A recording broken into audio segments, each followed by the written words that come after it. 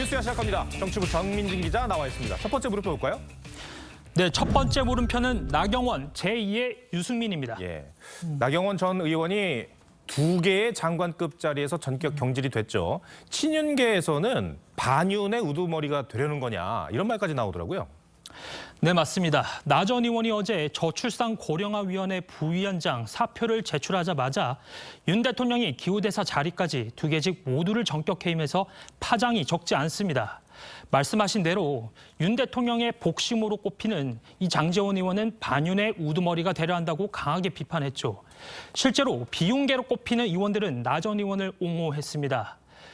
유승민계로 꼽히는 김용 의원은 해임 소식을 접하니 민주당과 싸우던 나 전 의원의 모습이 떠오른다며 당대표 나오겠다는 게 무슨 대역죄냐라고 따졌고, 이 이준석계인 허은하 의원도 친윤들을 겨냥해 힘으로 권위를 만들고 싶다면 먼저 반민주주의임을 커밍아웃하라고 비판했습니다.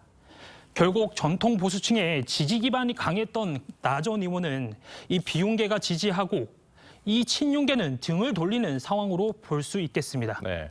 그런데 해임 결정 이후에 나온 나 전 의원의 글들을 보면 윤석열 대통령의 성공을 위해서 노력하겠다는 거 아닙니까? 네, 맞습니다. 그런데 이 장제원 의원이 바로 이 부분을 문제 삼았습니다. 나 전 의원이 이 출국하는 대통령 등 뒤에 사직서를 던지고 공직을 정치적으로 이용하면서 대통령을 위하는 척 하는 건 위선이라고 지적한 겁니다. 이 대통령이 사의 수용이 아니라 전격 경질을 선택하면서 나 전 의원이 전당대회를 출마를 결정하더라도 친윤과 함께하는 건 불가능해졌다고 볼 수 있을 것입니다. 지금 전당대회에서 친윤이냐 반윤이냐 이게 당락을 가를 변수가 됩니까? 네. 임기 초 당대표이기 때문에 이 대통령과의 호흡이 중요할 수밖에 없습니다. 그래서 친윤계가 전폭적으로 지원하는 김기현 의원뿐만 아니라 안철수 의원까지도 대통령과의 인연을 강조하고 있죠. 이 나경원 의원 같은 경우에는 이 그동안 정통 보수층의 지지세가 강한 특징이 있었습니다. 유승민 전 의원과 달리 이 윤 대통령과 지지층이 겹치는 정치인인데 이번 파문으로 지지율에도 타격이 불가피해 보입니다.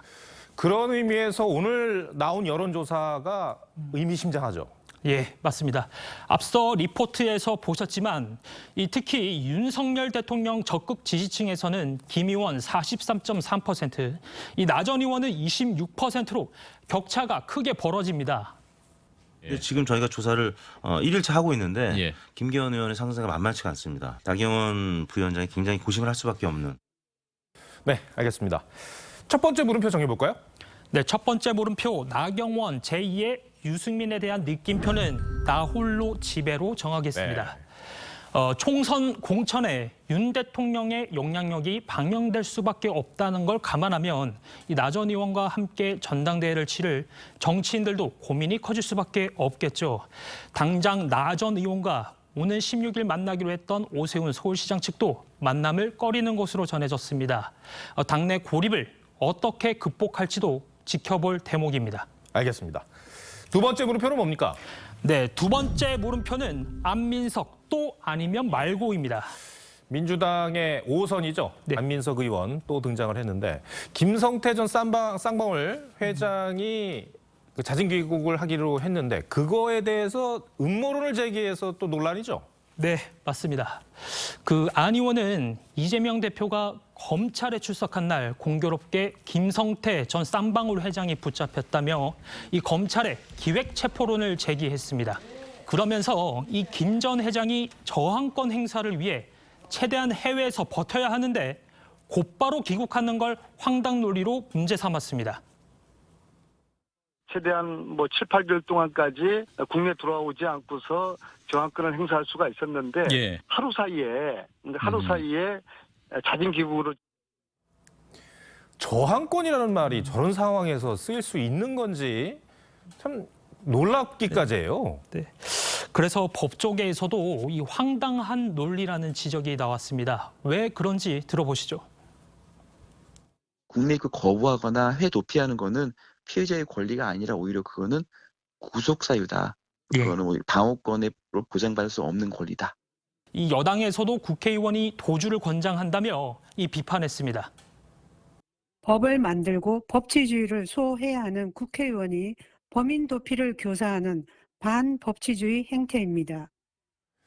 안민석 의원이 5선의 중진 의원인데 매번 이렇게 황당한 말을 해서 계속 논란이 반복이 되고 있어요. 네, 맞습니다. 대표적인 게 고 장자연 사건의 이 공익 제보자를 자처한 배우 윤지호 씨 케이스입니다. 당시 유 씨를 의인으로 추켜 세우며 국회 강연회까지 열기도 했습니다.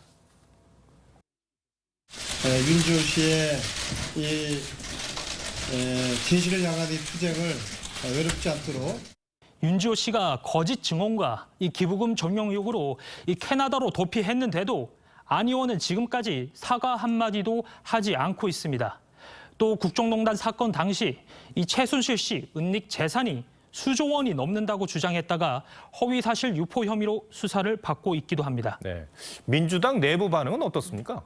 네, 이 동료 의원들의 반응도 싸늘합니다. 한 수도권 중진 의원은 이 안 의원은 음모론의 대가라며 당이 아닌 개인의 팬덤을 보고 정치를 한다고 비판했고, 다른 수도권 초선 의원은 당 중진의 근거 없는 음모론 제기에 당 이미지까지 실추된다며 이 같은 당 동료 의원이라는 게 자괴감을 들게 한다고 비판했습니다. 이런 이유로 안 의원은 5선이나 하는 동안 원내대표와 같은 당내 선출직은 맡지 못하고 있습니다. 네. 두 번째 물음표도 정리해 볼까요? 네, 두 번째 물음표 안민석도 아니면 말고 느낌표는 가짜뉴스 승부는 오산으로 정하겠습니다. 네. 네, 강성 지지층은 가짜뉴스라고 해도 믿는 경향이 있죠. 이 대한민국 정치의 병폐이기도 한데 안 의원의 지역구인 오산에서도 이런 가짜뉴스가 통할 거라고 생각한다면 오산이 아닐까 싶습니다. 네, 알겠습니다. 정민진 기자 잘 들었습니다.